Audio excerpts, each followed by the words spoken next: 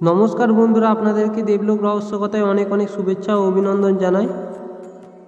আজকের ভিডিওটি হলো মা দুর্গা কে, দেবী দুর্গা পুজো কেন শুরু হলো, দেবী দুর্গার পৌরাণিক কাহিনীটি এই ভিডিওটিতে আছে, দেখে নিন। সমস্ত দেবতা সম্মিলিত শক্তিতে দেবী দুর্গার সৃষ্টি। সেই দেবী অসুরদের নিধন করেন, দেবতাদের বাসস্থান স্বর্গকে পুনরুদ্ধার করেন। তিনিই দুর্গতি নাশ অর্থাৎ সংকট মোচন করেন, তাই তিনি দুর্গা। কিন্তু কি তার প্রকৃত পরিচয়? অসুরেরা যখন দেবতাদের যুদ্ধে হারিয়ে স্বর্গ দখল করে নিল, তখন সমস্ত দেবতা সম্মিলিত শক্তিতে দেবী দুর্গার সৃষ্টি। সেই দেবী অসুরদের নিধন করে দেবতাদের বাসস্থান স্বর্গকে পুনরুদ্ধার করেন। তবে প্রশ্ন হলো, সকল দেবতার মিলিত শক্তিতে সৃষ্টি নারীরূপ দুর্গা যদি একা সব অসুরদের যুদ্ধে হারাতে পারেন, তাহলে সকল দেবতা মিলে তা করতে পারলেন না কেন? এক্ষেত্রে শক্তি তো দুই ক্ষেত্রেই সমান সমান। আসলে হিন্দু শাস্ত্র মতে এই মহাবিশ্বের সৃষ্টিকর্তা ব্রহ্মা, তার নিজেরই তিনটি রূপ।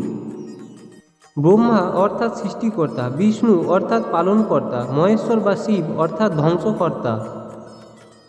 আলাদা রূপ হলেও কিন্তু আলাদা সত্তা নয়, পৃথক স্ত্রীও নেই এদের, সবটা মানুষের কল্পনা। ঠিক এমনটাই কথিত মা দুর্গার হাতে শুম্ভ নিশুম্ভ নিধন কাহিনীতে। সেই যুদ্ধে অসুরেরা দুর্গার বিরুদ্ধে রক্তবীজ নামের অসুরকে লেলিয়ে দেয়। রক্তবীজ দৈত্যদের বিশিষ্ট হল তার দেহ থেকে মাটিতে যত ফোঁটা রক্ত পড়বে, ততগুলি নতুন অসুরের জন্ম নিয়ে দুর্গার বিরুদ্ধে লড়াই করবে। এহেন রক্তবীজ রক্ত যাতে মাটিতে এক ফোঁটাও না পড়ে, তার জন্য দুর্গা নিজের দেহ থেকে কালীকে সৃষ্টি করেন। মা কালী রক্তবীজের শরীরে সমস্ত রক্ত পান করেন, নতুন অসুরের সৃষ্টি বন্ধ হয়ে যায় এবং তারপরে বাদবাকি সব অসুরদের নিধন করেন দুর্গা। যা দেখে শুম্ভ মা দুর্গাকে হুঙ্কার দেন এবং যে বলেন, তুমি গর্ব করো না, কারণ তুমি অন্যর সাহায্য নিয়ে যুদ্ধে জিতেছ।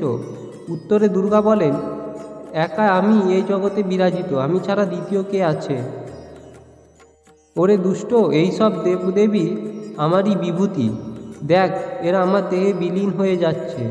এরপর অন্যান্য সব দেবী, যাদের দেবী দুর্গা মা কালীর আগে সৃষ্টি করেছেন, তারা সবাই দুর্গার দেহে বিলীন হয়ে যান এবং দুর্গা যুদ্ধে শুম্ভকে পরাজিত করেন।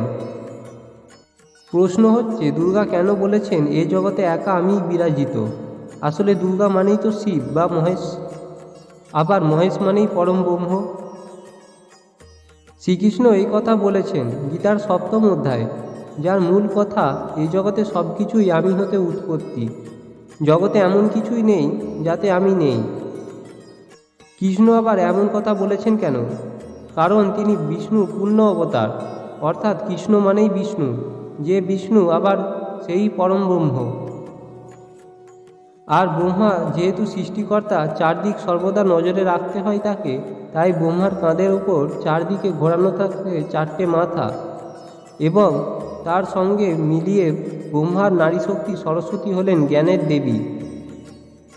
বিষ্ণু পালনকর্তা, কিন্তু কিছু কিছু পালন করতে হলে দরকার ধনসম্পদ। বিষ্ণু তাই নারী শক্তি মা লক্ষ্মী, ধনসম্পদের দেবী। শিব নিজেই হলেন ধ্বংসকারী, তার নারী শক্তি তাই দেবী দুর্গা, যিনি অসুরদের নিধন করেছেন। দেবী দুর্গা কি এবং কেন, এই তার কাহিনী। বাঙালি বিশ্বাসে দুর্গার সঙ্গে সঙ্গে গোটা পরিবারকে মর্তে টেনে আনা হয় পুজোর সময়ে। লক্ষ্মী, সরস্বতী, কার্তিক, গণেশ, এক চালায় দুর্গা ঠাকুরের চলচ্চিত্রের ওপরে শিব। এমনকি সব দেবদেবীর বাহনরাও থাকে দুর্গাপুজোর মূর্তিতে। দুর্গার বাহন সিংহ, লক্ষ্মীর বাহন পেঁচা, সরস্বতীর হাঁস, গণেশের ইঁদুর, কার্তিকের ময়ূর ঠাঁই পায় দুর্গার সঙ্গে সঙ্গে। সপরিবারে পূজা পান মা দুর্গা, ভক্তদের নিজের পারিবারিক কল্যাণের প্রার্থনায়। বন্ধুরা, আজকের ভিডিওটা এই পর্যন্তই। ফিরে আসছি পরের ভিডিও নিয়ে। ভালো থাকবেন, আর যদি ভিডিওটি ভালো লেগে থাকে তাহলে লাইক কমেন্ট করে অবশ্যই জানাবেন। ধন্যবাদ।